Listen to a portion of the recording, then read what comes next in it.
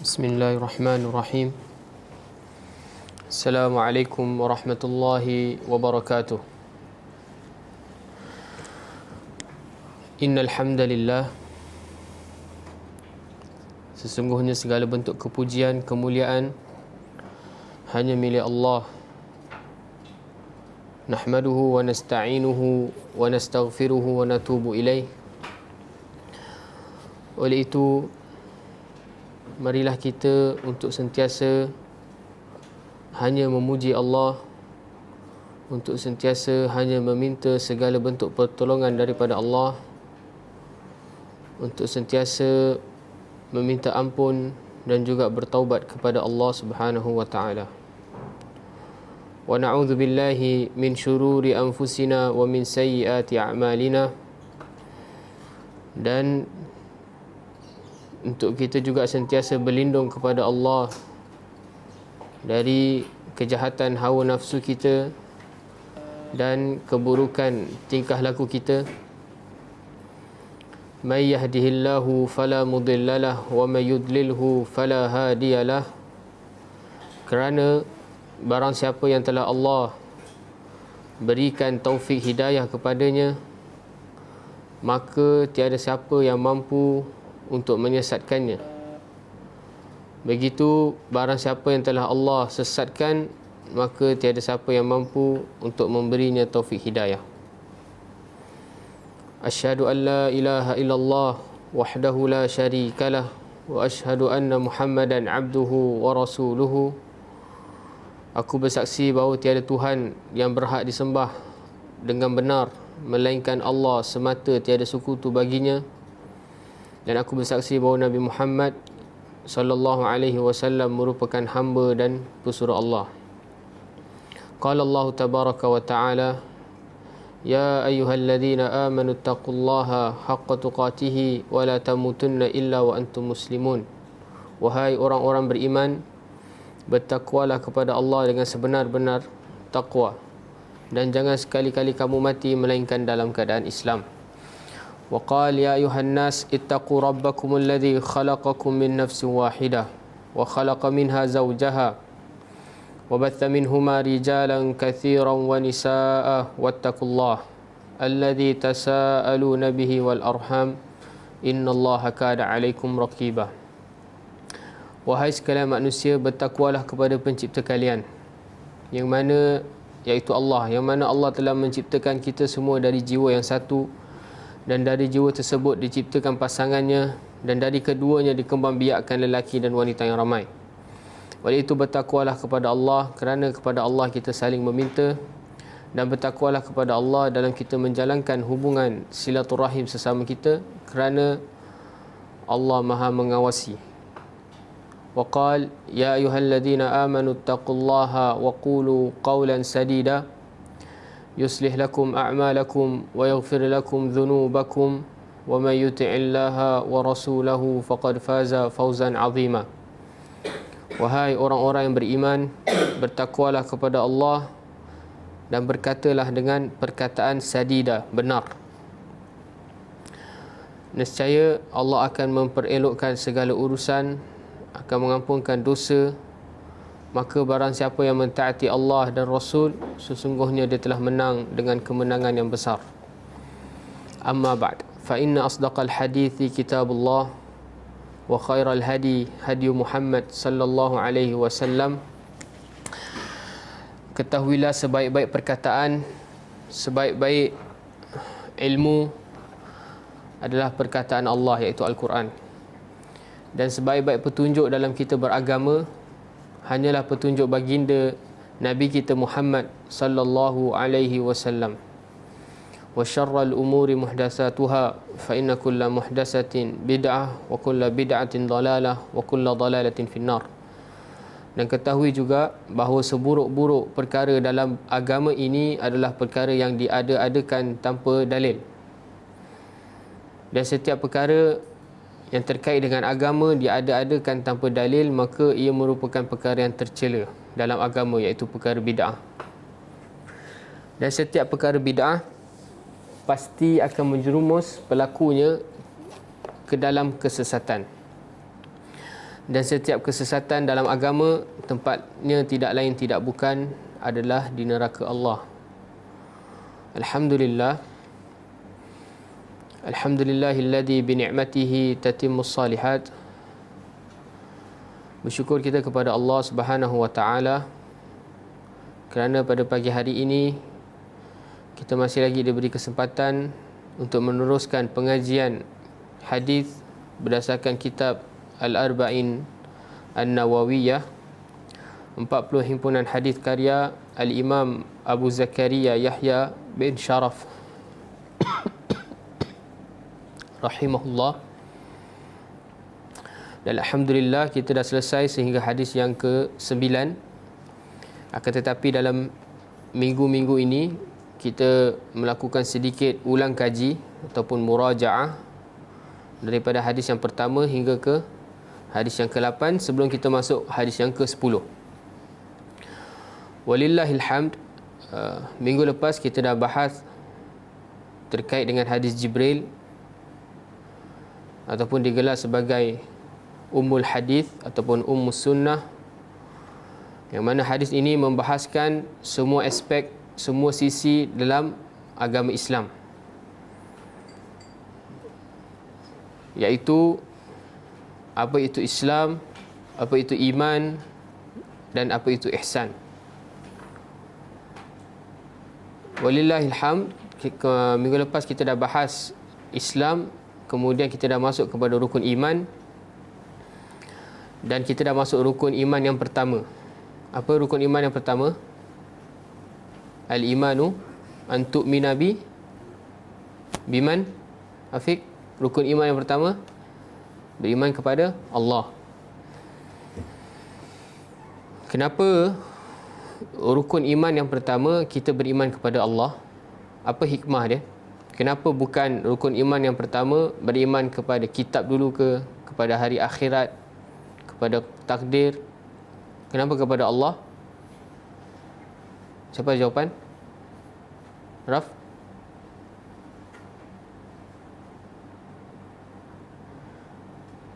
Okey.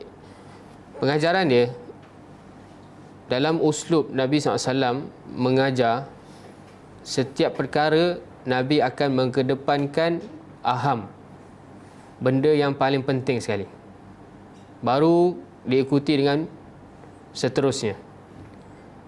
Pergilah mana-mana nas hadis, kalau kita tengok ada beberapa urutan, kalau benda yang pertama Nabi sebut, ketahuilah benda itu adalah benda yang paling penting dan benda yang paling asas.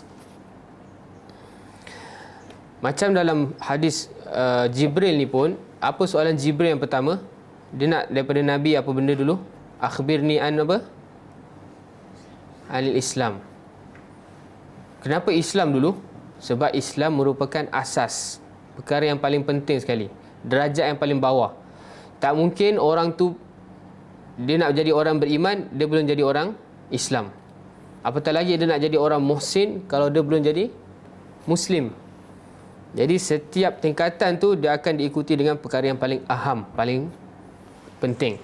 Jadi dalam rukun iman, benda yang paling penting adalah, dalam keyakinan ni, dalam Islam kita nak meyakin sesuatu yang gaib, benda yang paling penting adalah Allah. Kan? Sebab tu ada sahabat dalam hadis, sahabat datang kepada Nabi SAW minta wasiat. Apa wasiat Nabi SAW? Dua perkara Nabi wasiatkan kepada sahabat tersebut. Apa Adam? Kul amantu billah summa istaqim. Hadis sahih. Seorang sahabat datang kepada Nabi SAW minta wasiat, berikanlah aku wasiat. Wasiat Nabi SAW dua benda je. Katakanlah aku telah beriman kepada Allah, kemudian istiqamahlah, tetapkanlah pendirian. Jadi asas yang paling penting, yang paling utama dalam rukun iman adalah kita beriman kepada Allah. Sebab tu rukun an-tu'mina billah adalah benda yang pertama. Kemudian bagaimana kita nak beriman kepada Allah?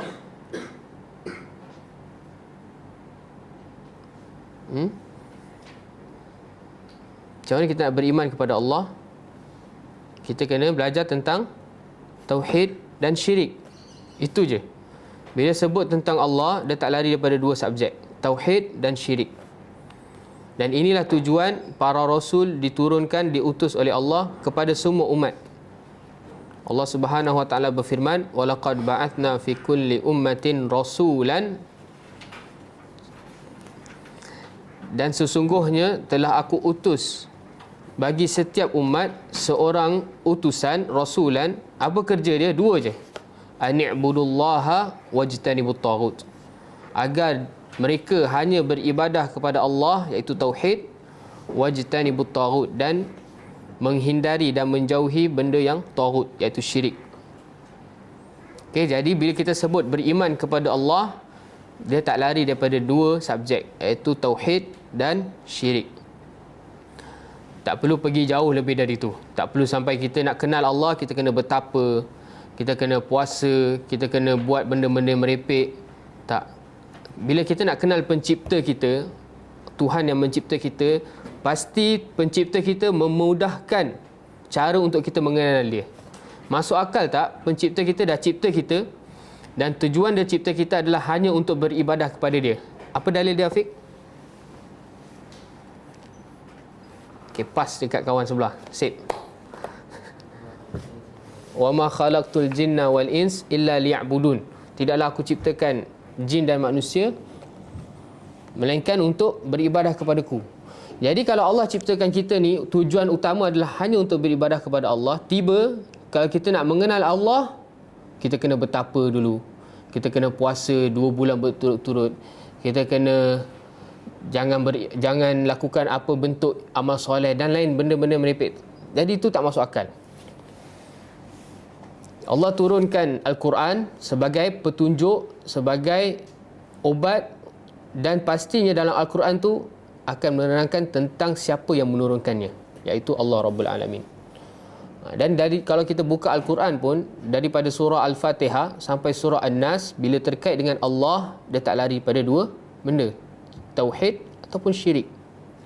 Okey, boleh faham Okey, bila kita sebut pasal tauhid, apa tu tauhid? Iaitu kita mengesakan Allah, dari perkataan wahada yuwahidu tauhidan, menjadikan satu secara bahasa. Jadi bila kita sebut pembelajaran tauhid, iaitu pembelajaran bagaimana kita nak mengesakan Allah. Mengesakan dalam perkara apa?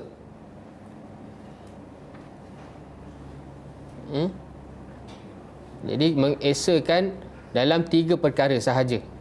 Tak ada 4, tak ada 5.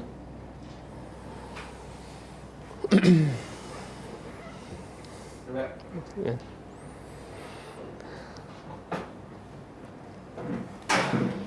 Jadi kita ulang kaji sebab benda ni penting Jadi dalam kita nak mengesakan Allah, dalam nas Al-Quran dan Sunnah dah menjelaskan secara sangat jelas. Kita mengesakan Allah dalam 3 perkara, iaitu kita mengesakan Allah dalam sifat rububiyah Allah, kita mengesakan Allah dalam nama-nama dan sifat-sifat Allah yang mulia, dan kita mengesakan Allah dalam segala bentuk ibadah kita kepada Allah.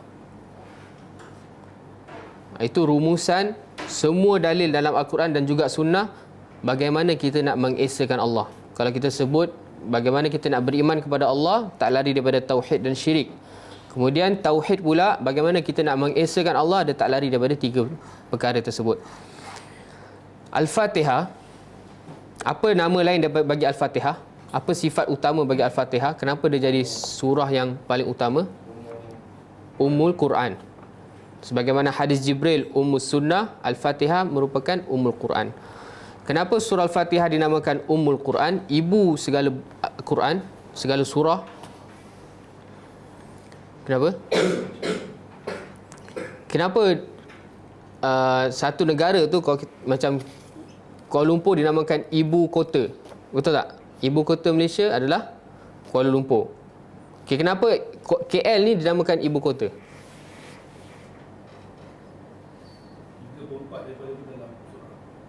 Betul.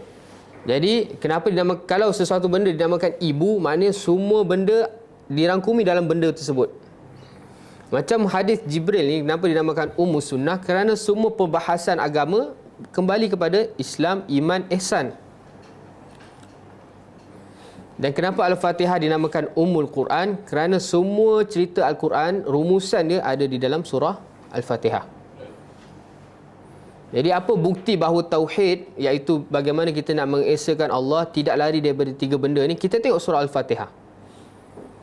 Kita tengok ayat daripada ayat pertama sampai ayat ke-7. Yang ayat menceritakan tentang Allah, dia cerita tentang apa? Kita bahas satu-satu. Okey, ayat yang kedua.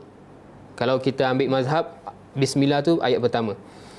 Alhamdulillahi Rabbil Alamin. Segala puji bagi Allah, Rabbul Alamin, Tuhan, pencipta, pemilik, pengurus sekalian alam.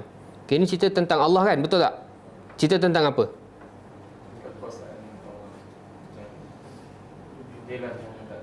Betul. Tentang sifat khusus bagi Allah sebagai Rabb.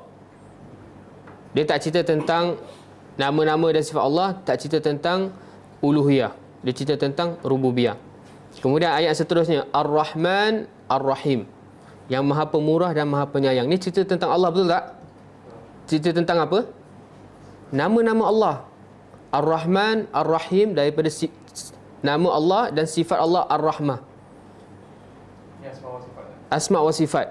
Kita kena mengesakan Allah dalam nama-nama dan sifat-sifat Allah yang mulia.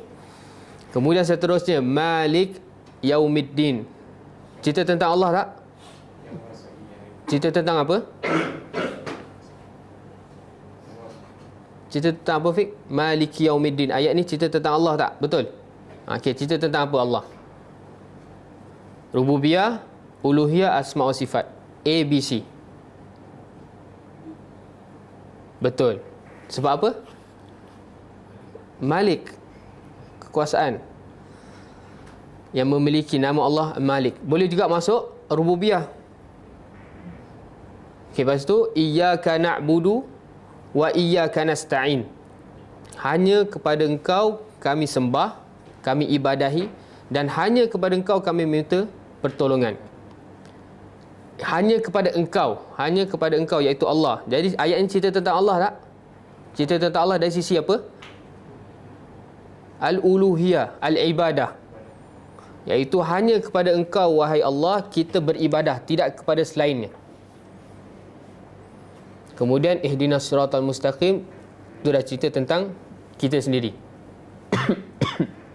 Jadi Al-Fatihah ni adalah rangkuman semua surah. Jadi kalau kita nak sebut semua surah yang mencerita tentang Allah, kita boleh rujuk kepada Al-Fatihah aja. Jadi benda ini bukan benda bid'ah. Benda ini adalah benda yang termaktub dalam nas. Cuma para ulama mempermudahkan kita untuk kita bahagi-bahagikan. Ya, memang pada zaman Nabi SAW dan para sahabat tak perlu ada bahagian ni. Tak perlu ada pembahagian ni. Begitu juga para sahabat dan zaman para salafus soleh tak perlu ada bahagian rukun solat, syarat solat, tak perlu sebab mereka dah faham. Tak perlu ada ilmu nahwu, ilmu saraf, tak perlu sebab mereka dah memang mahir dalam bab tu. Tetapi bila berjalan zaman, dinamakan istiqra', rumusan. Untuk apa? Untuk mempermudahkan. Tetapi dia tak lari daripada nas. Jadi tak ada istilah bid'ah. Yang mana? Tauhid 3 ni selepas zaman tabi'ut tabi'in. Ada kata dia bermula daripada Syekhul Islam Ibn Taymiyah. Tak, sebelum dia dah ada para ulama yang memberi rumusan ini. Jadi kalau dia nak sebut benda bid'ah adalah benda muhdath, benda yang tidak ada dalil dalam agama. Tapi yang kita sebut 3 benda ni ada dalil tak? Ada dalil. Bahkan ia benda yang sangat jelas cara kita untuk mengenal Allah Rabbul Alamin. Okay, kemudian kita dah bahas tentang tauhid ar-rububiyah, al-asma' wa sifat dan al-uluhiyah. Terakhir pembahasan kita adalah terkait dengan tauhid al-uluhiyah ataupun dinamakan tauhid al-ibadah. Sebab itu kenapa kita bahas minggu lepas tentang kaedah-kaedah dalam kita nak memahami ibadah? Sebab sebelum kita nak beribadah kepada Allah, kita nak mengesakan Allah dalam setiap ibadah kita, kita kena faham apa benda, apa perkara yang menyebabkan sesuatu perbuatan kita tu dinamakan ibadah. Okey, supaya bila benda ni ibadah, kita dah tahu, okey, yang aku buat ni ibadah. Jadi kalau ibadah, dia mesti kena hanya untuk Allah, tak boleh selainnya. Sebab terkadang orang yang melakukan syirik, sebenarnya dia tak faham bahawa perbuatan dia tersebut adalah perbuatan ibadah. Tapi kalau orang yang memang anggap perbuatan dia ibadah, kemudian dia niat memang dia salurkan kepada selain Allah, itu dah memang syirik besar, orang musyrik. Tapi kebanyakan orang awam ni, kadang dia confuse, adakah aku buat ni ibadah ataupun hanya sekadar amalan nenek moyang dan lain sebagainya. Okay, kita cuba murajaah secara ringkas je kaedah-kaedah ibadah. Okay, yang pertama, ibadah ni, bila suatu perkara dinamakan ibadah, dia pasti ada dua benda yang mengikati je baru dinamakan ibadah. Yang pertama, benda tu mesti Allah cinta. Yang kedua, benda tu Allah syariatkan. Jikalau ada dua ni, maka itulah ibadah. Okay, Allah cinta benda ni dan Allah syariatkan. Okay, ketahuilah benda tersebut tidak engkau boleh lakukan hanya kepada Allah sahaja. Kemudian yang kedua, dalam kita nak melakukan ibadah tersebut, kita nak melakukan benda yang Allah syariatkan dan semestinya Allah suka, kita kena ada dua rukun, iaitu ghayatul mahabbah dan ghayatul dhul. Dan dalam kita melakukan tu, kita ada bentuk kecintaan yang tertinggi dan bentuk rasa hina diri ni, rasa rendah hati, rasa rendah diri ni kepada Allah yang tertinggi. Itu di makna dhul. Dalam apa saja ibadah? Dalam setiap ibadah. Bukan solat semata-mata. Dalam kita nak melakukan tawaf, sembelih nanti nak korban, tawakal, mahabbah dan lain sebagainya. Okay, yang ketiganya, kaedah yang ketiga, dalam ibadah ni ada dua syarat. Yang mana kalau tidak terpenuhi dua syarat tu, maka ibadah kita tidak diterima. Syarat yang pertama, ikhlas, dan syarat yang ketiga, ittiba' ataupun mengikuti sunnah Nabi SAW. Kemudian yang keempat, jenis-jenis ibadah. Okay, ni perbahasan agak panjang, tak apa kita skip. Kemudian yang kelima, ibadah merupakan tujuan penciptaan manusia. Okey. Tadi kita dah sebut dalil dia, wama khalaqtul jinna wal ins illa liya'budun. Dan maksud ya'budun adalah yuwahhidun. Jadi ibadah itu adalah tauhid, tauhid itu adalah ibadah. Kemudian yang keenam, manfaat bagi ibadah kembalinya kepada hamba, bukan kepada Allah. Jadi apa-apa ibadah yang kita lakukan, ketahuilah manfaatnya kembali kepada diri kita. Jadi jangan kita kedekut nak buat ibadah. Kemudian yang ketujuh, ibadah merupakan perkara tauqifiyah. Jadi semua dah jelas apa yang dimaksudkan dengan tauqifiyah. Jadi jangan, kadang orang confuse. Ibadah ni disamakan dengan muamalah.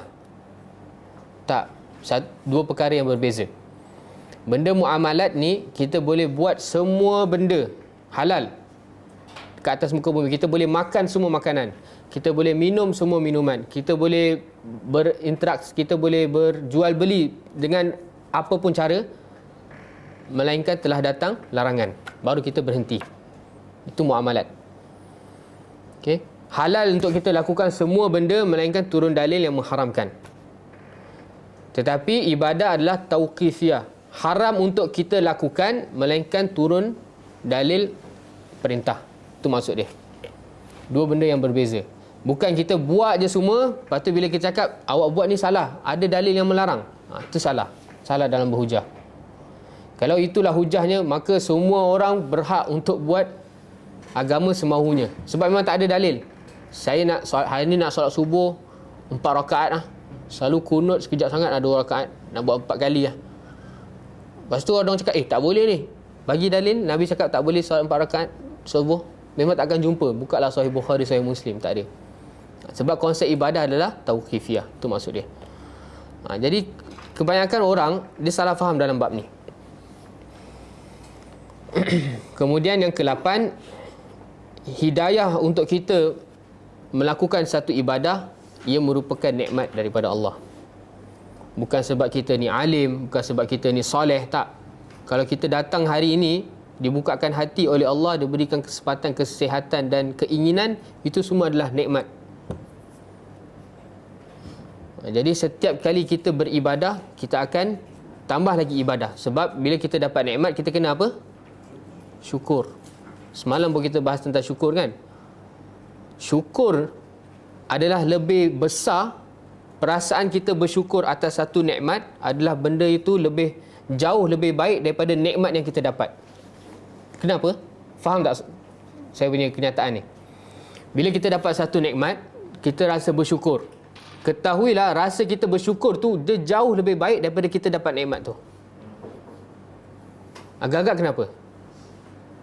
Okey, sebelum agak-agak kenapa, ada tak dalil tu yang mengatakan rasa syukur ni jauh lebih baik daripada kita dapat nikmat? Mungkin hari ni tiba-tiba ada orang call, aku ada bawa durian untuk kau. Lepas tu dia cakap, Masya Allah, Alhamdulillah. Rasa syukur dia tu, syukur qauli, syukur bil qalb, bil lisan, bil jawarih yang dia dapat hadirkan ketika dia dengar khabar gembira tu jauh lebih baik daripada dia dapat makan durian musangking. Ada dalil tak? Abang macam ada. Tak apa, terjemah bahasa Melayu pun tak apa. Afala akuna abdan syakura. Itu ketika Nabi solat malam. Itu bab tentang syukur, betul. Cuma saya nak dalil khusus yang mengatakan bahawa rasa syukur adalah jauh lebih baik daripada kita dapat nikmat. Dan rasa sabar jauh lebih baik daripada kita terlepas daripada musibah.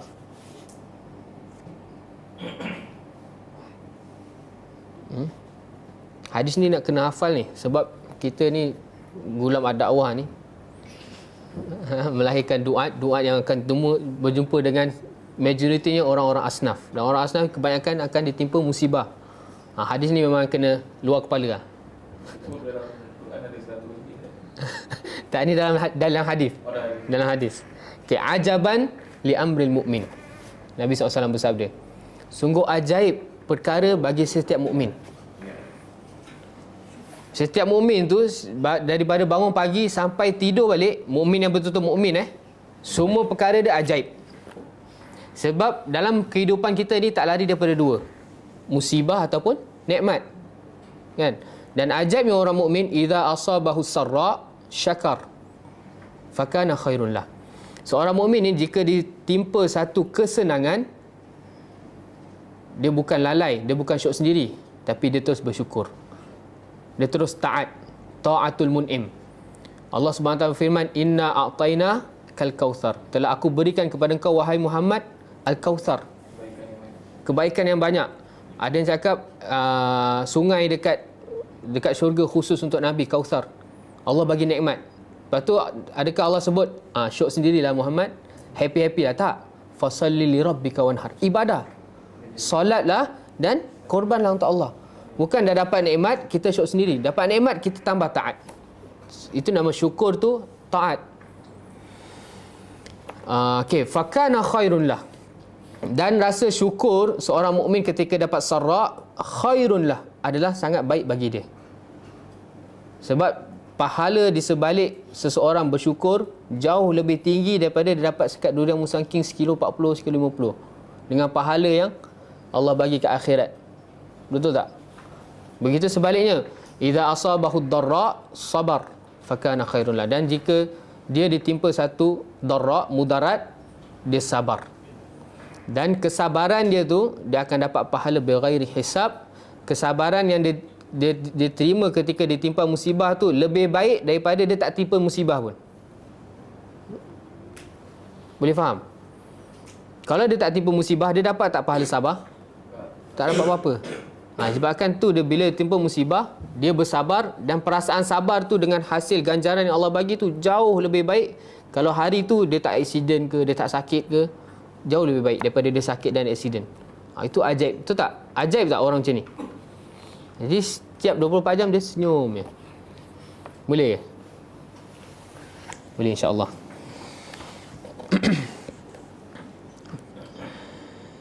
Tadi Ustaz sungguh ajaib.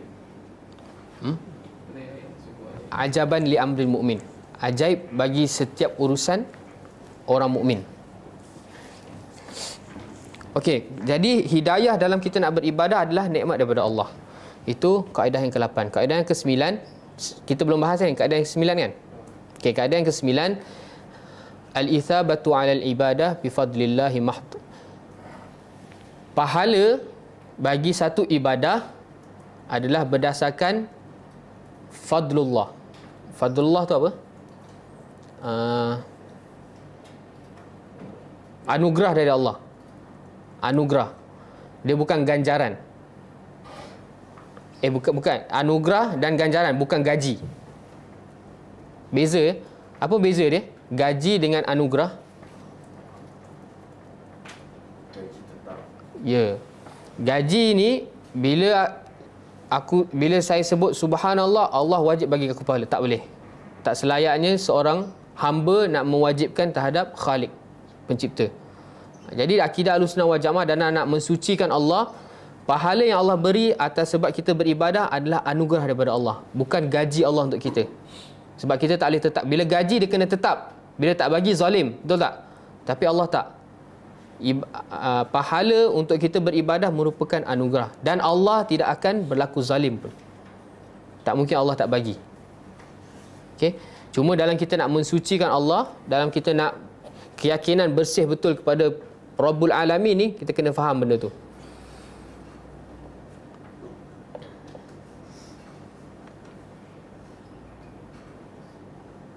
Okey, kaedah yang terakhir 10. Ibadah memiliki tingkatan. Ibadah memiliki tingkatannya. Ada ibadah di sisi Allah ganjarannya sangat besar, sangat penting. Ada ibadah bawah sikit level dia. Itu al-ibadah mutawafitah.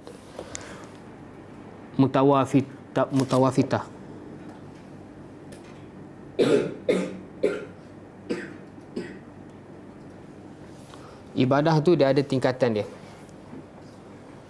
Jadi ada ibadah yang lebih mulia daripada ibadah yang lain. Dia kembali kepada apa? Kembali kepada 3 hal.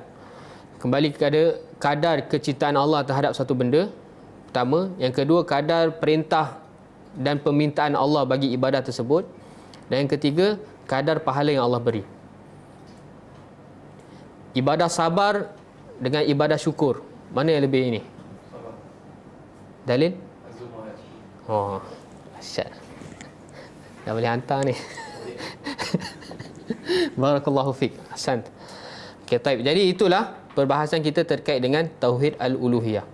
Jadi segala kaedah yang disebut tentang ibadah ni tidak selayaknya untuk kita persembahkan kepada selain Allah. Itu yang dimaksudkan la ilaha illallah. Tidak ada ilah. Ilah ini bermakna ma'bud, yang disembah, melainkan Allah. Okey, kemudian rukun iman yang seterusnya adalah al-imanu bil malaika, an tu'mina bil malaika. Okey, malaikat. Malaikat adalah bahasa Arab. Secara bahasanya apa makna malaikat? Siapa tahu? Okey, secara malaikat jamak. Malaikat adalah malaikat-malaikat. Malaikah makna dia malaikat-malaikat. Kalau malaikat seorang je, malakun. Okey, malakun secara bahasanya dia daripada perkataan malak yang bermakna quwwah wasihah. Malak ni dalam bahasa Arab kuat dan sihat. Benda yang gagah, tu malak. Itu pendapat yang pertama. Pendapat yang kedua, malak daripada perkataan malaku. Malaku ni daripada perkataan al-alukah. Al-alukah ni bermakna apa? Ar-risalah, yang membawa kabar, risalah. Itu secara bahasa. Jadi malaikat ni, kalau kita sebut secara bahasa, maksud dia apa? Malaikat adalah benda yang kuat, benda yang sihat, benda yang gagah.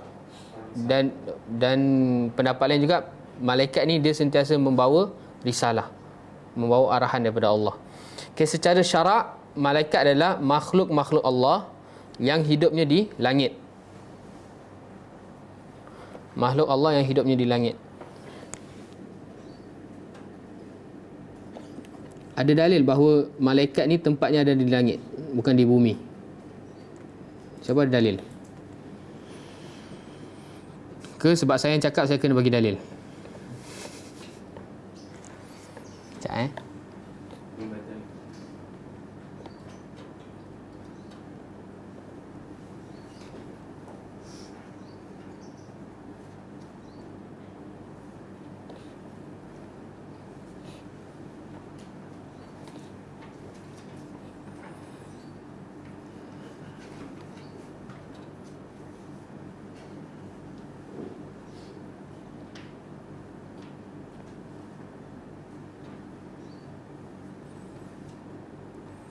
Okay. Salah satu dalilnya surah An-Najmu ayat 26. Allah Subhanahu wa taala berfirman, A'udzubillahi minasyaitonir rajim, wa kam min malakin fis samawat. Dan betapa banyak dari golongan malaikat itu apa? Kasrah malakin. Jadi dia apa? Apa-apa malaikat, semua malaikat lah. Dia bukan malaikat yang khusus. Tempatnya di mana? Fis samawat. Di langit-langit. Jadi malaikat ni adalah makhluk Allah yang kehidupannya di langit, ataupun kita selalu sebut penduduk langit lah. Ada penduduk langit dan penduduk bumi. Penduduk bumi terdiri daripada manusia dan jin, manakala penduduk langit terdiri daripada para malaikat.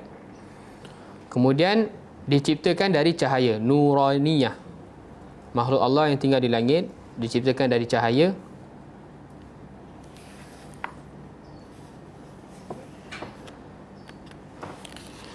Ada dalil bahawa malaikat diciptakan daripada cahaya. Dalil dia dari hadis yang diriwayatkan Imam Muslim nombor 2996. Nabi SAW bersabda, khuliqatil malaikatu min nur. Malaikat tu dicipta daripada cahaya. Wa khuliqa aljan min marij min nar. Dan diciptakan bangsa jin pula dari percikan api. Jin dicipta daripada api. Wa khuliqa Adam mimma wusifa lakum. Dan Adam diciptakan daripada apa yang disifati oleh kamu, iaitu tanah. Okay, jadi malaikat adalah makhluk Allah yang hidup di langit, dicipta daripada cahaya, azimatun qawiyatun, memiliki jisim yang besar, kuat, aqilatun, dan memiliki akal. Okay, kenapa kita sebut ni? Sebab malaikat dia bukan robot. Malaikat memiliki akal. Cuma akal malaikat dijaga oleh Allah. Dia tak memiliki hawa nafsu. Mutakallimatun wa muridatun. Malaikat dia boleh berkata-kata berdasarkan nas dalam Al-Quran dan juga sunnah, dan juga memiliki keinginan, muridatun. Tapi semua keinginan dia adalah keinginan ketaatan. Sebab apa? Majbulun ala ta'atillah. Sebab penciptaan malaikat hanya untuk mentaati Allah. Wa utiyat qudratan ala tashakkul bi suratil hasanah. Dan malaikat juga memiliki keistimewaan dapat berubah bentuk kepada makhluk yang baik. Seperti mana hadis Jibril ni. Malaikat berubah ke bentuk seorang pemuda yang bersih, handsome. Surah hasanah. Okay, bagaimana kita dah tahu makna malaikat. Bagaimana kita nak beriman kepada malaikat? Dia tak lari daripada dua benda. Kita kenal nama-nama malaikat, dan kita kena tahu amal perbuatan kerja malaikat. Itu cara kita nak beriman kepada malaikat. Macam mana kita nak tahu nama-nama dan amal-amalnya? Tadabbur Al-Quran, belajar hadis. Baru kita ada ilmu, baru kita boleh sampai tahap mukmin. Bagi Ustaz salah satu nama malaikat, Mikael. Apa pekerjaan dia? Membawa rezeki. Ada dalil? Raf? salah satu nama malaikat dan kerja dia? Jibril, membawa wahyu. Jadi gitulah.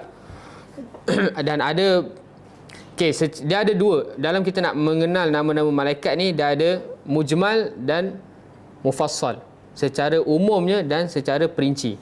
Secara umumnya, setiap malaikat mempunyai nama. Itu kita kena yakin dan faham, kena beriman. Secara tafsilnya, nama yang disebut dalam Al-Quran dan juga hadis.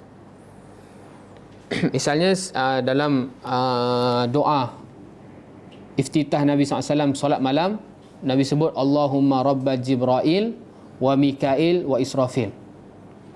Ya Allah, Tuhan pemilik, pencipta, pengurus Jibril, Mikail dan Israfil. Itu dalil yang jelas Nabi SAW berikan nama. Ni doa iftitah ni Nabi baca setiap kali Nabi bangun malam. Ya Allah, Tuhan pada Jibril, Tuhan pada Mikail dan Tuhan pada Israfil.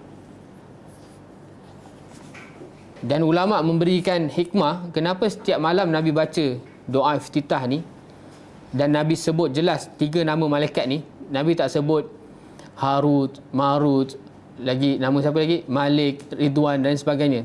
Nabi tak sebut semua. Nabi sebut 3 ni ketika bangun malam. Kenapa? Apa hikmah dia? Saya ada sebut dekat kelas saya dulu. Siapa ingat? Sebab ketiga-tiga malaikat ni, dia membawa kehidupan. Kita baru habis mati tu, akhir kita hidup. Jadi kita nak tadabbur lebih khusyuk dalam solat ni. Tuhan yang membawa, yang memiliki, mencipta, mengurus 3 malaikat yang membawa 3 kehidupan. Jibril, dia bawa kehidupan apa?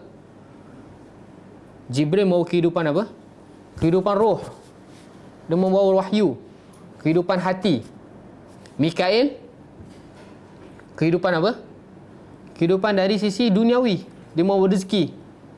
Kan, dia turunkan hujan, tumbuhkan tumbuhan. Manakala Israfil yang menghidupkan ketika setelah kematian.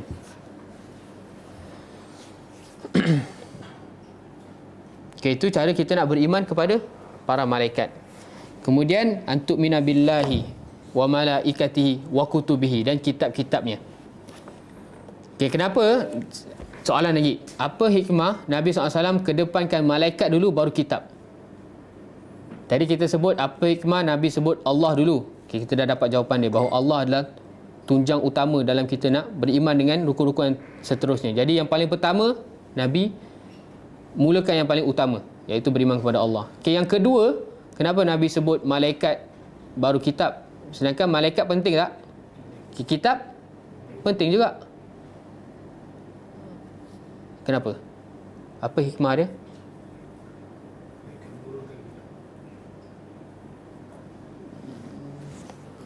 Boleh jadi. Betul. Betul.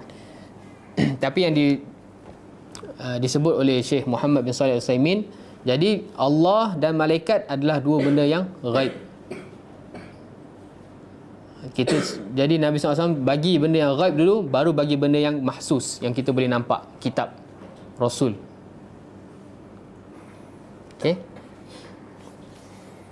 Okay, bagaimana kita nak beriman dengan Al-Kutub, antuk minabil kutub, kitab-kitab. Okay, apa yang dimasukkan dengan kitab dalam rukun iman ni? Al-Quran sahaja ke? Tak. Bila kita sebut rukun iman, beriman kepada Allah, beriman kepada malaikat dan beriman kepada kitab-kitab. Kitab-kitab tahu. Kitab-kitab yang Allah turunkan untuk para rasul. Okey. Itu yang dimasukkan dengan kitab kat sini, iaitu kitab As-Samawiyah. Kitab dari langit. Kitab dari Allah. Okey, secara ringkasnya kitab ni secara bahasa daripada perkataan kataba yaktubu, menulis, yang bermakna isim maf'ulnya maktub, yang ditulis padanya. Itu disebut kitab. Okay, secara syaraknya kitab samawi ni, kitab yang diturunkan Allah adalah kalamullah haqiqatan, perkataan-perkataan Allah secara hakiki. Okay, bukan majazi. Sebab ada sebahagian golongan yang menafikan sifat Allah yatakallam, dia mengatakan kalamullah ni bukan hakiki tapi majazi. Majazi tu macam mana? Kalamun nafsi. Macam kita sekarang kan, kalau kita diam, kita cakap dalam hati tak? Boleh cakap dalam hati. Macam itulah dia cakap, itulah kalamun nafsi. Susah nak ni. Sebab tu diorang banyak takwil-takwil. Jadi bila Allah sebut Allah yatakallam, khalas. Sami'na wa ata'na. Min ghairi tamsilin wala takyifin wa min ghairi ta'tilin wala ta'wil. 4 benda tu. Jangan kita tamsil, memisahkan Allah dengan perkataan manusia, atau kita memperbagaimanakan suara Allah, perkataan Allah dengan benda yang tak wujud, ataupun kita mentaati, kita tidak menidakkan, sedangkan Allah cakap wa kallamallahu Musa taklima. Jangan pula kita takwil wa kallamallaha Musa, sedangkan Allah cakap wa kallamallahu Musa. Allah tu jadi fa'il pula, Musa jadi, Allah jadi maf'ul, Musa jadi fa'il. Dia takwil. Sedangkan dalam Al-Quran Allah lah fa'il yang berkata dan Musa yang maf'ul yang mendengar. Bila dia takwil, dia cakap Allah yang mendengar dan Musa yang berkata. Tak. Ahlussunnah wal Jamaah nuthbitu kama athbatallah.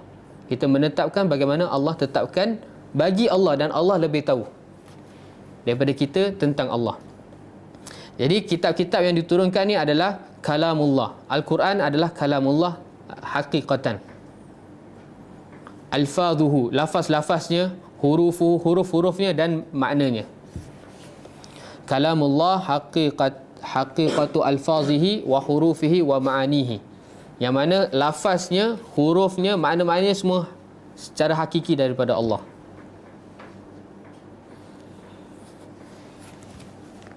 Wa huwa munazzalun ghairu makhluq. Dan Al-Quran ni ataupun kitab-kitab yang terdahulu, dia diturunkan oleh Allah dan dia bukan makhluk. Dia adalah perkataan Allah. Okey. Kenapa golongan-golongan bid'ah ni zaman Imam Ahmad dulu mengatakan, dia bertuang habis-habisan mengatakan bahawa Al-Quran ni makhluk? Sebab apa? Sebab dia menafikan bahawa Allah tu yatakallam. Jadi Al-Quran ni adalah Allah ciptakan seketul, kutub, bawa turunkan. Allah tak cakap, Allah tak apa. Sebab itulah mereka pegangan mereka ta'til, tu mu'attilah. Mu'attilah ni mereka beryakinan bahawa Al-Quran ni makhluk. Tetapi ada golongan yang nak jadi mu'attilah takut-takut. Dia macam 50-50. Dia cakap Al-Quran ni kalamullah, tapi kalam nafsi, bukan kalam hakiki, kalam majazi. Dia sebenarnya konsep dia sama pergi kat Mu'attilah, tapi dia masih takut-takut. Sebab memang ijma' ulama' mengatakan Al-Quran makhluk adalah kafir. Jadi kita kena faham, kena sampaikan kepada keturunan anak-anak kita bahawa Al-Quran ni adalah kalamullah. Jangan nanti bila masuk jarum ni satu hari nanti kita tak tahu, mengatakan Al-Quran ni makhluk, cepat je orang percaya. Ya, Al-Quran ni, kertas dia, ink dia, dia punya cover dia makhluk, tetapi isi kandungan dia tu adalah kalamullah, sebahagian perkataan Allah, daripada perkataan Allah, bukan makhluk yang terpisah daripada Allah. Tak. Itulah akidah Ahlussunnah wal Jamaah.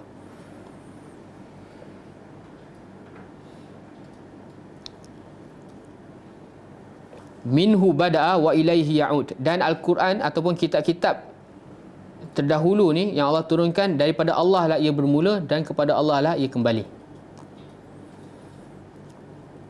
Wa inna Allaha takallama bihi biharfin wa sautin wa sami'ahu Jibril. Dan setiap wahyu dalam Al-Quran ataupun Quran, kitab-kitab yang terdahulu adalah perkataan Allah yang Allah berkata kepada Jibril. Jibril mendengar perkataan Allah, kemudian Jibril sampaikan kepada Rasul. Itulah Alkitab secara takrif. Suhuf pun sama.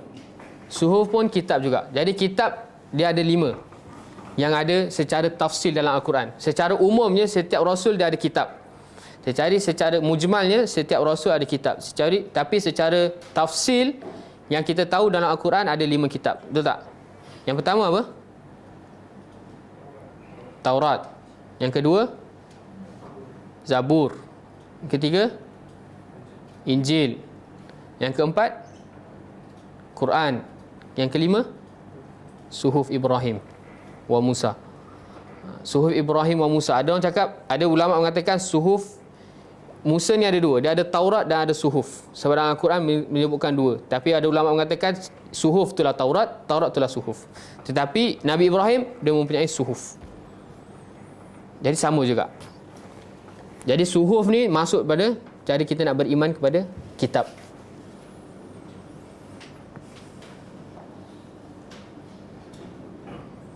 Okey, jadi dalam kita nak beriman kepada Alkitab, dia tak lari daripada 3 poin. Yang pertama nama, yang kedua khabar yang ada dalam kitab tersebut, yang ketiga hukum hakamnya. Dan setiap poin ni dia ada ijmal dan ada tafsil, secara umum dan secara detail. Okey, nama secara umumnya kita yakin, kita beriman bahawa setiap kitab merupakan wahyu daripada Allah yang Allah turunkan bagi setiap rasul secara umumnya. Dalil dia surah apa ni? Surah Al-Baqarah ayat 213 Sekejap.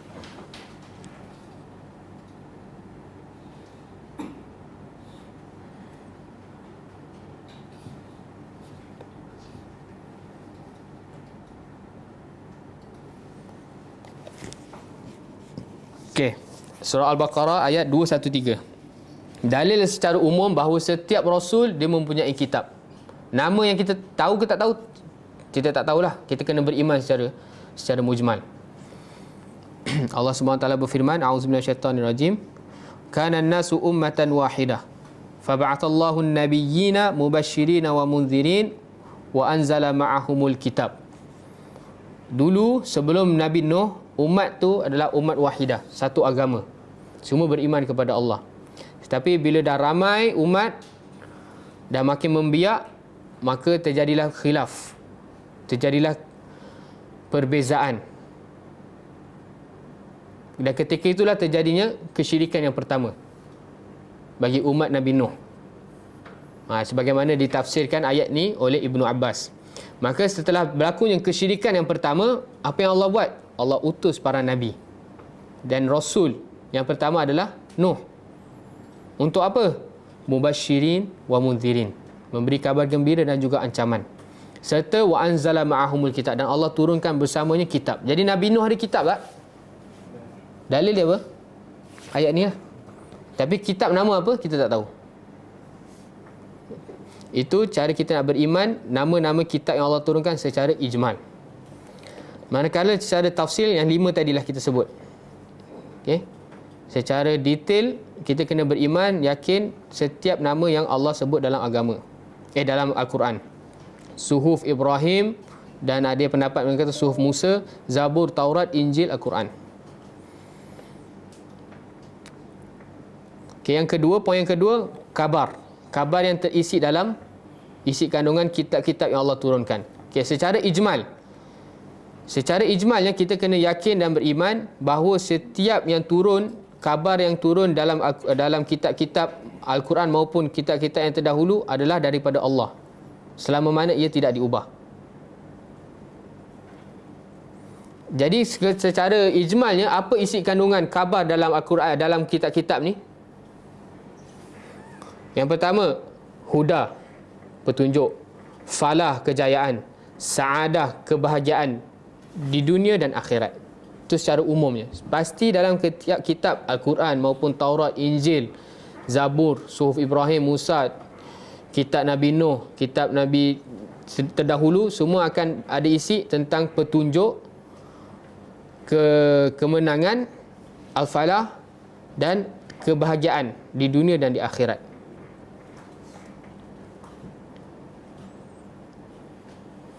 Dan juga secara umumnya setiap kitab tu pasti ada di dalamnya kabar tentang tauhid dan beriman tentang hari akhirat. Dalil dia bahawa setiap kitab-kitab para rasul pasti terkandung tentang tauhid. Surah An-Nahlu An-Nahlu ayat 26. Sekejap saya tengok dulu.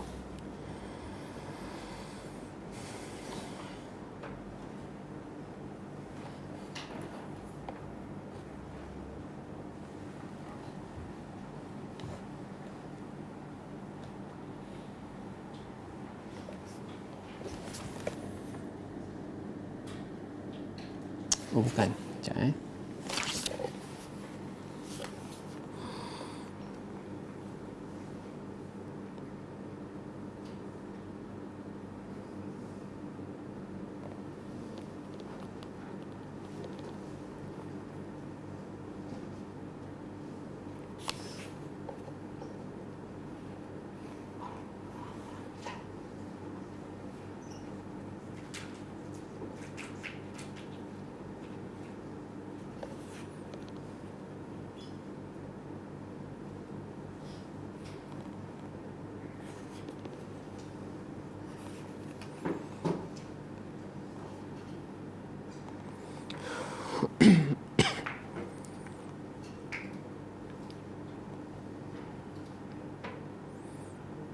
Surah An-Nahlu ayat 36. Surah An-Nahlu ayat 36, dalil yang mengatakan bahawa setiap kitab yang Allah turunkan bagi seorang rasul pasti di dalamnya terkandung tentang tauhid. Allah SWT berfirman, walaqad ba'athna fi kulli ummatin rasulan an i'budullaha wajtanibut taghut. Dan pasti telah aku utus setiap umat seorang rasul untuk mengajarkan tauhid dan menjauhi taghut. Jadi bila Allah sebut Allah utus setiap umat seorang rasul untuk mendakwahkan tentang tauhid dan syirik, pasti dalam kitabnya terkandung benda tu. Jadi secara umumnya setiap kitab As-Samawi ni pasti terkandung tentang tauhid. Yang kedua, pasti di dalamnya terkandung secara ijmalnya beriman akan hari akhirat. Dalilnya surah Az-Zumar ayat 71.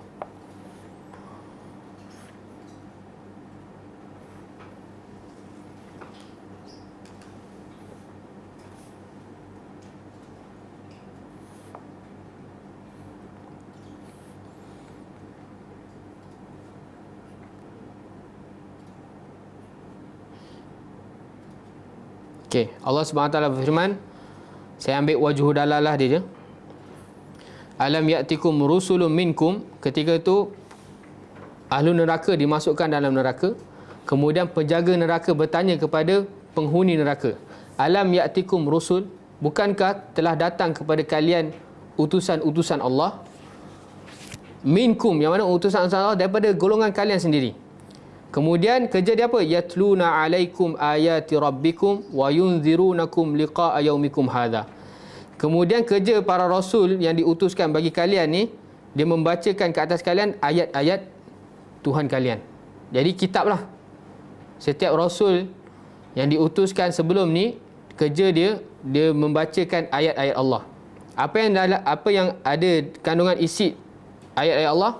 Liqa'a yaumikum hadha, perjumpaan hari engkau pada hari ini, iaitu ketika dia dah masuk dalam neraka, hari akhirat. Jadi secara umumnya surah Az-Zumar ayat 71 menerangkan bahawa setiap kitab yang Allah turunkan kepada setiap rasul pasti di dalamnya ada kandungan tentang ancaman hari akhirat. Okey? Faham ke? Macam tak faham? Fahimtum? Ayuh. Advance sikit lah. Salah. Okey, itu secara umum. Khabar. Poin tadi pertama, nama kan? Poin kedua, khabar yang ada, isi kandungan khabar yang ada dalam kitab. Secara umumnya, kitab-kitab yang turunkan pasti mengajak kepada petunjuk, kejayaan, kebahagiaan dunia dan akhirat. Dan juga setiap kitab pasti ada cerita tentang tauhid dan cerita tentang hari akhirat. Okey, secara tafsil pula. Secara tafsil, misalnya dalam salah satu surah Juz Ammah, Allah menerangkan bahawa benda yang Allah bagi tahu tu sama juga Allah bagi tahu dalam Suhuf Ibrahim wa Musa. Surah apa? Al-A'la. Masya-Allah. Baca sikit bang ayat.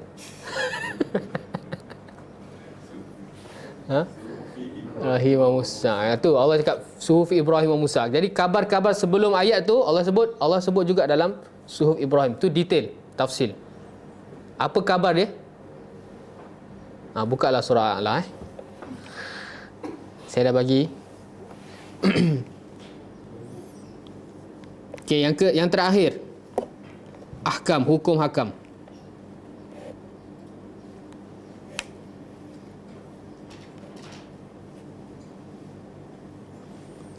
Okey, hukum hakam kitab-kitab yang terdahulu secara umumnya ijmal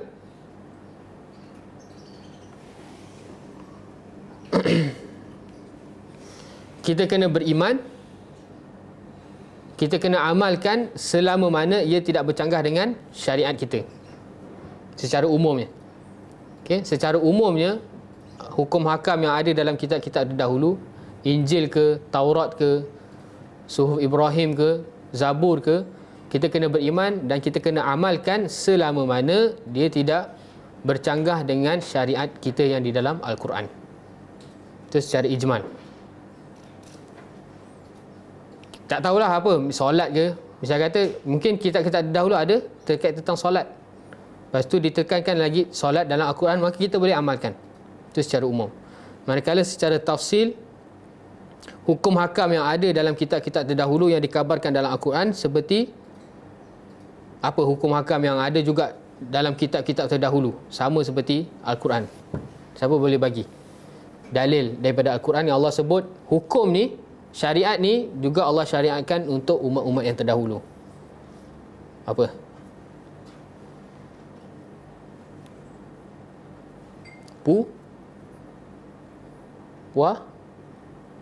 Puasa. Ya ayyuhallazina amanu kutiba alaikumusiyam kama kutiba alal ladzina min qablikum. Jadi pasti kitab-kitab sebelum kita ada tentang kewajipan puasa. Itu secara tafsil. Yang kedua, itu syariat yang selari dengan syariat kita. Jadi kita kena lakukan, kita kena iman. Okey, contoh syariat yang ada dekat kitab terdahulu yang wajib untuk umat-umat terdahulu buat, tetapi dia bercanggah dengan syariat kita. Jelas secara detail Allah sebut. Apa? Misalnya, apa syarat kita umat Islam untuk bertaubat? Dulu orang-orang yang terdahulu, orang Yahudi, syarat untuk diterima yang taubat dia kena bunuh diri. Tapi ia bercanggah dengan syariat kita, jadi kita tak boleh amalkan. Jadi benda tu tafsil. Pasti dekat Taurat ada cerita tentang ni. Okey, kemudian setelah beriman kepada malaikat, beriman kepada kitab, kita beriman kepada Rasul.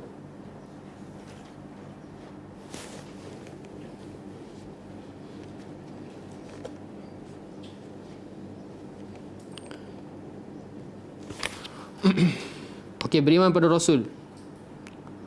Okey, apa yang maksud di sebalik perkataan Rasul? Rasul kalau kita terjemah secara harfiah adalah utusan. Okey, Rasul dia daripada perkataan arsala yursilu, mengutus. Kalau saya sebut, saya utus Afiq ke satu kampung, arsaltu Afiq ila qaryah. Saya utus Afiq pergi ke satu qaryah, kampung. Jadi perkataan Rasul dia isim maf'ul daripada perkataan arsala yursilu, iaitu mursal, yang diutus. Yang utus siapa? Mursil, iaitu Allah. Macam mana boleh jadi Rasul? Dia isim mubalaghah, fa'ul. Jadi memang kerja Rasul ni, memang mubalaghah tu apa? Maksud dia? Berlebihan. Isim yang berlebihan. Memang kerja Rasul daripada bangun pagi sampai tidur, sampaikan sebagai utusan. Tetapi kalau saya sebut, saya utus Afiq pergi Korea untuk dakwah, Afiq bukan digelar sebagai Rasul, hanya sebagai mursal. Sebab mungkin Afiq pagi dia dakwah, petang dia main bola. Dia tak macam Rasul. Bila Rasul tu isim mubalaghah, memang kerja dia menyampaikan sahaja apa yang disampaikan oleh mursil, iaitu Allah. Perkataan fa'ul. Okay, secara syarak pula, itu secara bahasa, antu'mina billahi wa malaikatihi wa kutubihi wa rusulihi. Rusul tu jamak, mufrad dia rasul. Okey, isim maf'ul daripada arsala yusilu, iaitu mursal, tetapi dia isim mubalaghah. Itu secara bahasa. Secara syarak, mereka adalah rijal, orang lelaki. Okay, tak mungkin seorang rasul dari kalangan seorang wanita. Jadi Islam ni sebenarnya dia merendahkan martabat wanita. Boleh? Sebab rasul daripada lelaki, kenapa tak seorang pun jadilah wanita? Nak jawab apa kalau ada orang cakap macam ni? Agama awak ni agama yang menindas kaum wanita. Sudah. Sebab apa? Sebab rasul je semua lelaki. Kenapa tak Allah utus satu je wanita? Apa kita nak jawab? Yang awak bagi istimewaan kepada lelaki. Ya, memang agama Islam tindas wanita, ada bagi istimewa lelaki je tu. Jadi jawapan dia, Allah cipta manusia berbeza. Kemampuan, keinginan lelaki dan wanita tu tidak boleh dinafikan. Dua makhluk Allah yang berbeza. Betul tak? Tetapi agama Islam ni dia tak menindas dua golongan ni. Allah sama namakan. Rasul memang Allah utus seorang lelaki sebab apa? Rasul ni kerja dia berat. Mental, fizikal dan sebagainya. Tetapi wanita ni tak menunjukkan, bila Allah tak utus Rasul dari kalangan wanita, bukan menunjukkan Allah menindas golongan wanita. Siapa yang nak besarkan Rasul sehingga menjadi Rasul?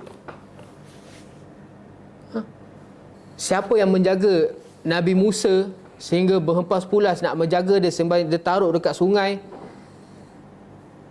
Siapa yang nak jaga Nabi Isa? Siapa semua tu?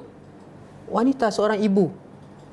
Dan agama Islam meletakkan kedudukan wanita ni 3 kali daripada seorang ibu ni, 3 kali daripada seorang bapa. Ummuk, summa man ummuk, summa man ummuk, summa abuk. Yang keempat baru kita. Jadi mereka ni kadang orang-orang dia ambil satu point je, akhirnya dia pukul rata. Dia tak tengok lagi skop yang besar. Jadi jangan cepat kita cuak bila jumpa dengan golongan-golongan seperti ini. Agama kita adalah agama sempurna.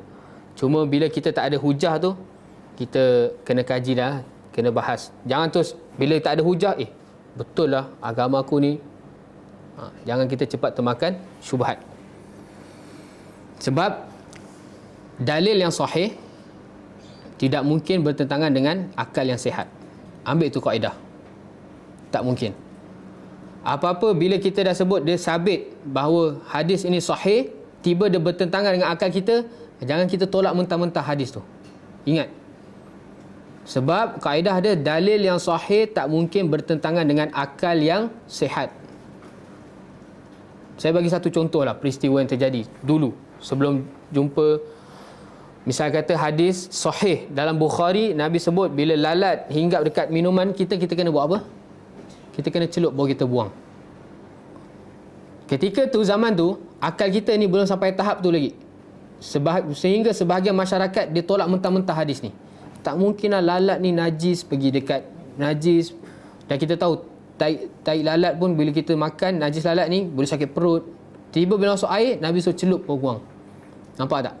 Seakan-akan bertentangan dengan akal sihat kan? Tapi bila saintis melakukan research bahawa memang salah satu sayap lalat tu ada racun dan obatnya adalah salah satunya. Salah satu lagi satu. Saya tak tahu yang kanan atau kiri. Yang penting salah satunya ada racun dan ada obat. Misalnya lah lalat tu terendam yang racun. Kalau kita terus buang, tak celup, air tu akan jadi air racun. Tapi kalau bila kita celup, dua-dua sayap akan tenggelam, maka sayap yang ada obat tu dia akan buang yang racun. Dan ini benda disahkan oleh para saintis. Baru itulah nak beriman dengan hadis ni. Nampak? Jadi hadis yang sahih bila dah ada kat Bukhari, Muslim, tiba bertentangan dengan akal kita, ingat, hadis yang sahih tidak akan bertentangan dengan akal yang sihat. Hadis tu memang sahih. Sahih. Jadi pengajarannya, kalau kita terdengar syubhat, apa-apa yang terkait keraguan dalam agama, jangan kita timbul bulat-bulat. Dia pasti ada jawapan dia. Cuma kita punya ilmu belum sampai je.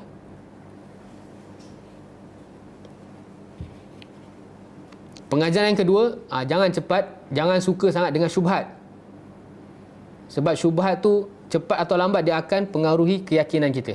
Bila kita dah yakin benda ni benar, terdiri dengan Al-Quran dan Sunnah, dah khalas, kita berpegang teguh.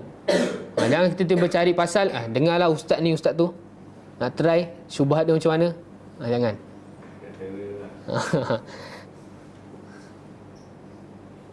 Berapa ramai para sahabat bertemu dengan Musailamah Al-Kadzdzab, akhirnya mereka beriman dengan Musailamah Al-Kadzdzab.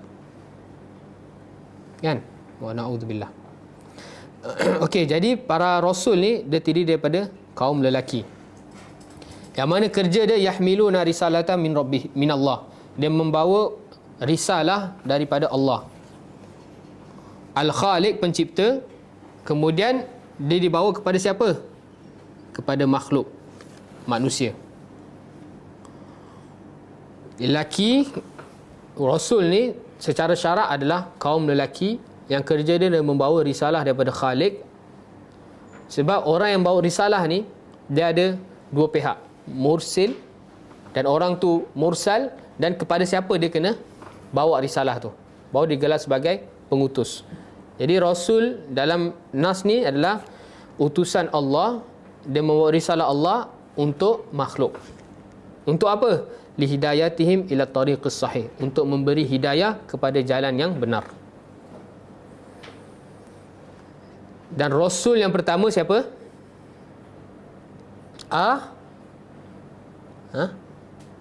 Rasul yang pertama Nuh. Rasul yang pertama adalah Nuh. Dan rasul yang terakhir adalah Nabi kita Muhammad sallallahu alaihi wasallam.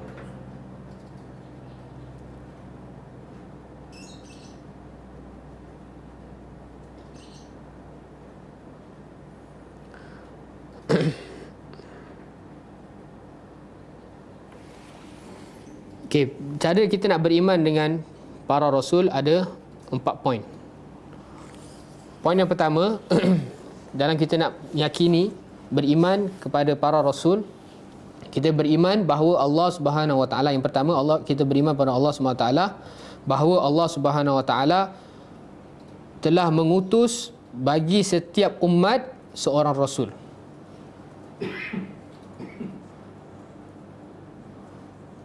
Jadi setiap umat pasti ada seorang rasul. Kerja dia apa? Kerja dia an ya'budullaha wajtanibut taghut. Tadi ayat tadi yang kita bahas. Walaqad ba'athna fi kulli ummatin rasulan an ya'budullaha wajtanibut taghut. Iaitu mengajak setiap umat agar kembali beribadah hanya kepada Allah dan menjauhi taghut, syirik. Jadi dakwah setiap rasul yang diutus oleh Allah bagi setiap umat adalah membawa tentang tauhid dan syirik. Pengajaran untuk kita nak jadi pendakwah, jangan kita lalai bab ni. Okey, setiap kita nak keluar berdakwah kepada mana-mana golongan yang bijak, golongan anak kecil, golongan kaya ke miskin ke apa-apa golongan, jangan pernah kita tinggal ani'budullaha wajtanibut taghut. Itu adalah lambang dakwah para rasul. Okey. Jangan pula kita bila time berdakwah solat, asyik solat je, jumpa video solat, tak pernah dia cakap mentauhidkan Allah. Akhirnya orang yang syirik pun tak apa solat. Orang yang pergi kelab pun tak apa solat. Nampak baik, cakap pun lembut, asyik nangis. Tapi ni bukan kepada sesiapa, tak ada yang hidup atau mati. Ini contoh je. Jadi tapi dakwah tauhid tu dia tinggalkan. Jadi kalau pengajaran yang ketiga, pengajaran untuk kita, kalau kita nak nilai seseorang pendakwah tu baik atau buruk, lah kita tengok adakah dia mendakwahi tentang tauhid, la ilaha illallah, adakah dia mendakwahi tentang sunnah Muhammad Rasulullah, dan mencegah tentang syirik dan mencegah tentang bid'ah. Tiba orang pergi ramai-ramai gunung, salah satu gunung kat negeri kita ni, buat benda yang boleh menjerumuskan syirik, tapi dia tak tegur, dah tinggalkan ustaz ni. Bahkan dia join sekali, wa na'udzubillah. Dia tak mendakwahi sebagaimana dakwahnya para rasul, ani'budullaha wajtanibut taghut. Kalimah la ilaha illallah yang Nabi perjuangkan selama 13 tahun. Dan syahadat yang kedua, Muhammad Rasulullah. Kalau kita nak nilai suatu ustaz tu, dia pasti akan tekankan berpegang teguh atas sunnah, jauhi segala bentuk bid'ah. Tapi kalau ada seorang, kalau kita belajar dengan ustaz dah bertahun tapi tak pernah dengar kat mulut dia perkataan bid'ah, tinggalkan.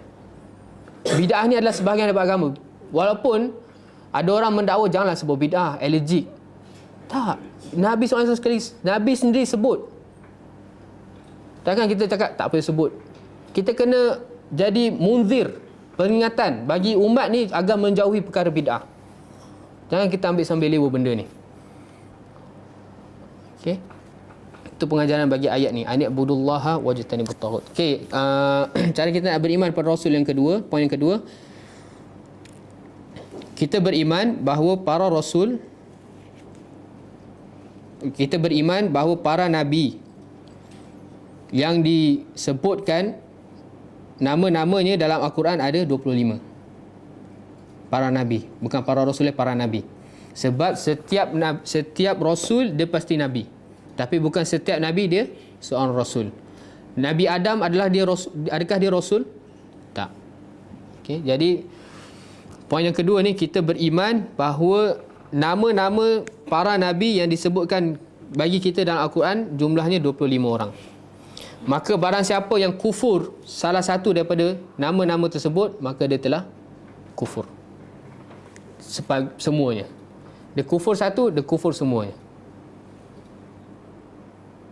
Apa dalil ya? Kalau kita kufur satu, kita kufur semua.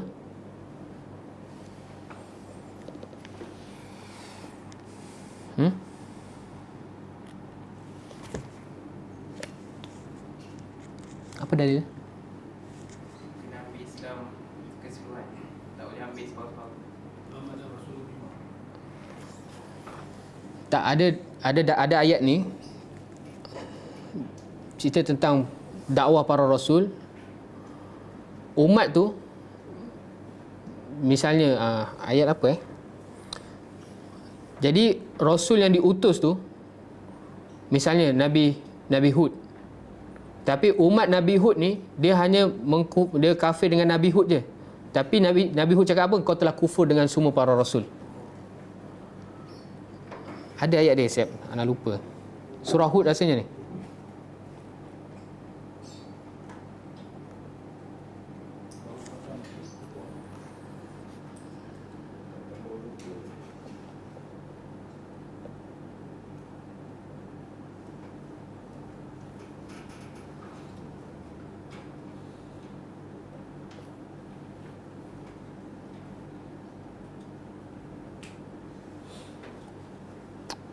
La haula wala quwata illa billah. Surah apa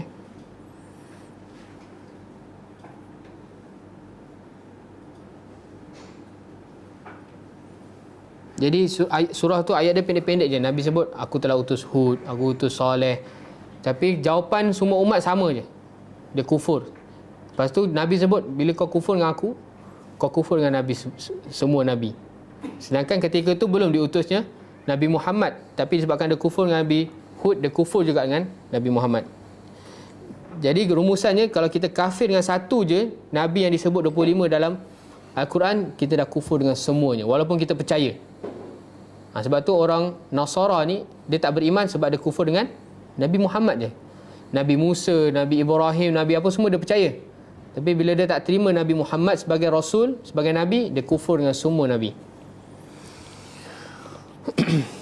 Okey, poin yang ketiga, kita kena beriman yang yakin bahawa Nabi Muhammad SAW merupakan penutup segala Nabi.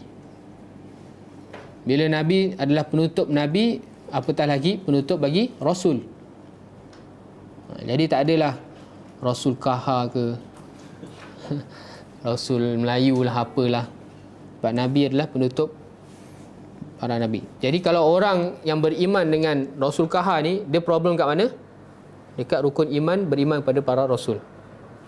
Walaupun mungkin dia solat, dia beriman dengan hari akhirat, dia beriman dengan qada dan qadar, dia beriman dengan malaikat, dia puasa, dia zakat, tetapi kalau dia beriman dengan Rasul Kaha, dia telah berkufur dengan semua agama ni. Dia ada problem dekat rukun iman. Okay, yang keempat, Kita kena beriman, yakin bahawa semua para rasul dia menyampaikan setiap apa yang diperintahkan. Dia telah menyampaikan setiap apa yang diperintahkan, dan kita kena yakin beriman bahawa tidak ada seorang rasul pun dia menyembunyikan satu pun apa yang Allah perintah sampaikan. Jadi kita kena beriman bahawa setiap para rasul dia menyampaikan apa yang Allah perintahkan tanpa dia menyembunyikan dan merubah, apatah lagi menambah.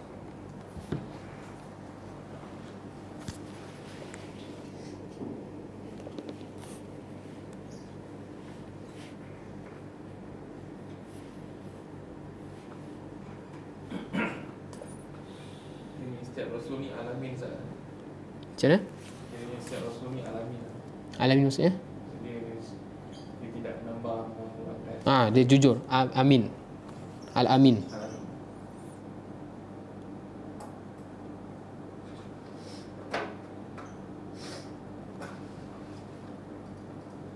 Benda ni sendiri telah Allah tegaskan dalam surah An-Nahl ayat 35. Fahal 'alar rusul illa al-balaghul mubin.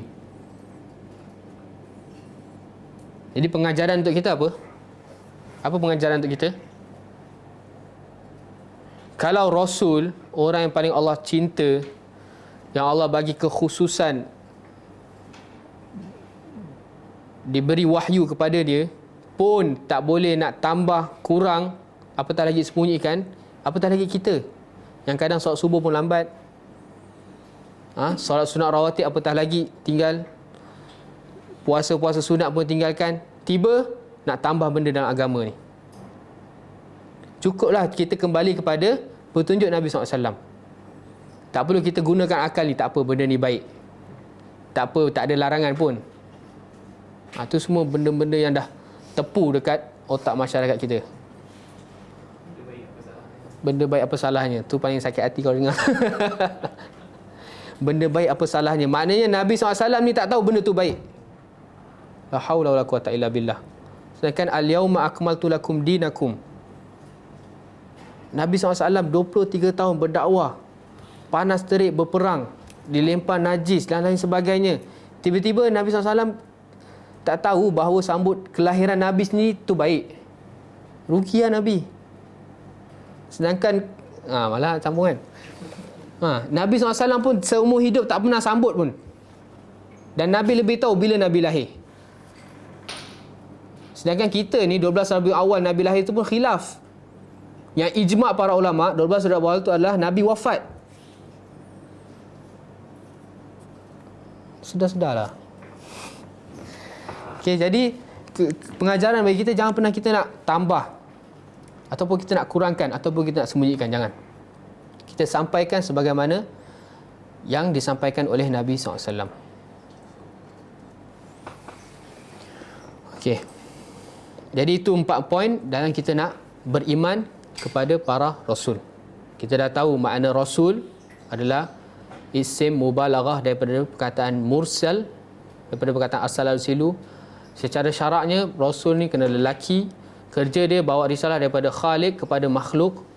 Untuk apa? Memberi taufik hidayah kepada jalan yang benar. Rasul yang pertama adalah Nuh, rasul yang terakhir adalah Nabi Muhammad SAW. Kemudian 4 poin tadi. Itu rumusan dalam kita nak memahami cara kita nak beriman kepada Rasul. Okey, 11.54. Nak sambung ke? Beriman kepada hari akhirat. Panjang juga ni, hari akhirat ni. Kita sambung minggu depan lah. Dah pukul 12 lah.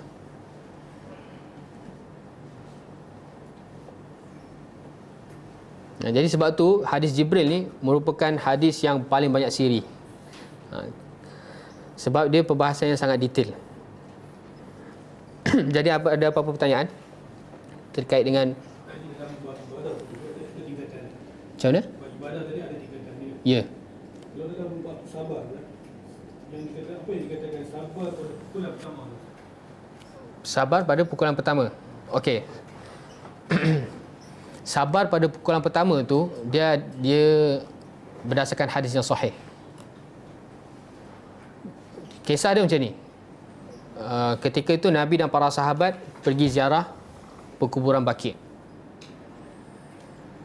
Kemudian ketika Nabi dan para sahabat berziarah perkuburan Baqi', Nabi nampak ada seorang ibu sedang meratapi kubur anaknya. Bila dia nampak dia ratap, baru Nabi pesan kepada ibu tersebut untuk bersabar. Tetapi perempuan tersebut, ibu tersebut saking sedihnya dan dia tak fokus sangat siapa yang beri teguran kepada dia, akhirnya dia cakap, pergilah, musibah ni bukan tipe kat engkau. Akhirnya Nabi pun pergi. Bila Nabi pergi, para sahabat ingatkan kepada perempuan tersebut, yang tegur kau tu adalah Nabi SAW. Baru dia terkejut. Akhirnya dia pergi berjumpa Nabi. Dia cakap, Nabi, aku tak tahu bahawa engkau yang beri nasihat tersebut. Aku minta maaf. Nabi sebut apa?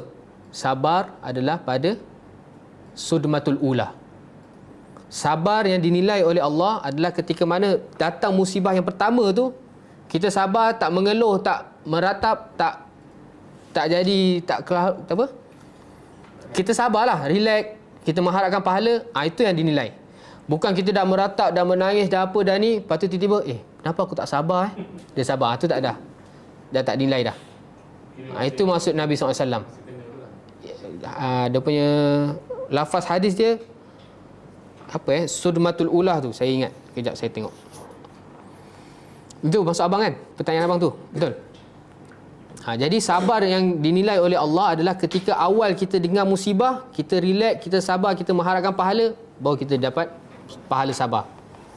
Bukan sejam lepas tu, setengah jam lepas tu, baru kita macam, asal aku macam orang gila ni, tak sabar ni. Itu kita dah terlepas. Dalil dia apa? Dalil dia ibu ni lah. Saya tengok hadis dia.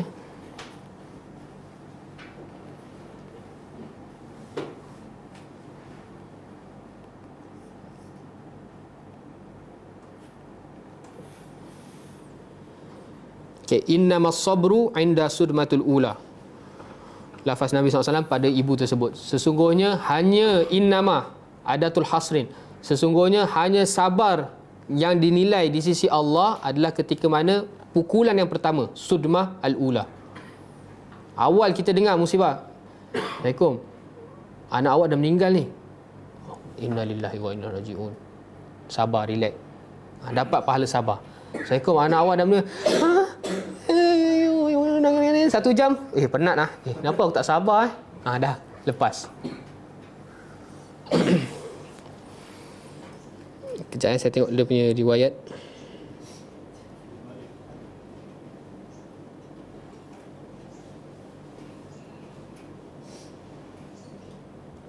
Hadis riwayat Bukhari dan Muslim.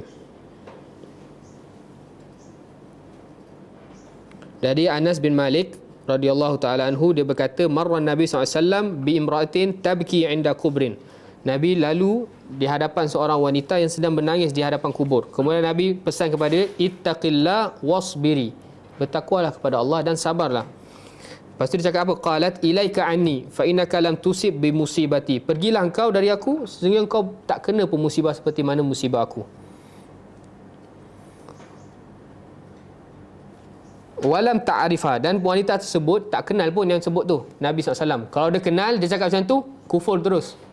Tapi sebabkan dia tak kenal, dia terlalu sedih. Akhirnya faqila laha innahu Nabi SAW. Dikatakan kepadanya bahawa yang bagi teguran kepada engkau adalah Nabi SAW. Fa'atat baban Nabi SAW, maka dia datangi pintu Nabi. Falam tajid indahu bawabin faqalat lam a'rifka.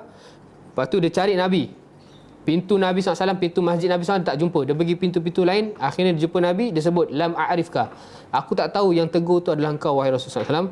Lepas tu Nabi sebut innamas sabru 'inda sudmatul ula. Sekarang kau nak minta maaf, kau nak sabar, dah tak guna. Sebab sabar yang dinilai oleh Allah adalah ketika mana pukulan yang pertama. Hadis riwayat Bukhari dan Muslim. Nombor saya tak tahu, tak dapat kat sini. Sekarang app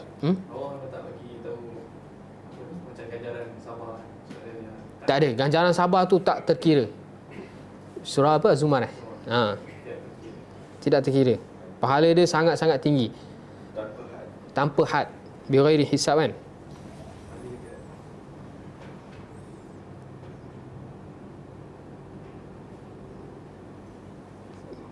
Okey, boleh insya-Allah.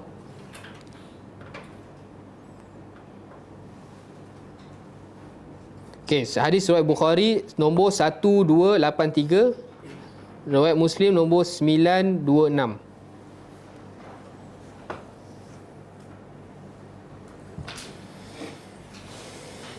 Wallahu taala alam. Kita tutup majlis kita dengan tasbih kafarah. Subhanakallahumma wa bihamdik, asyhadu an la ilaha illa ant, astaghfiruka wa atubu ilaik. Assalamualaikum warahmatullahi wabarakatuh. كتاب الله ترق جنانه وتنل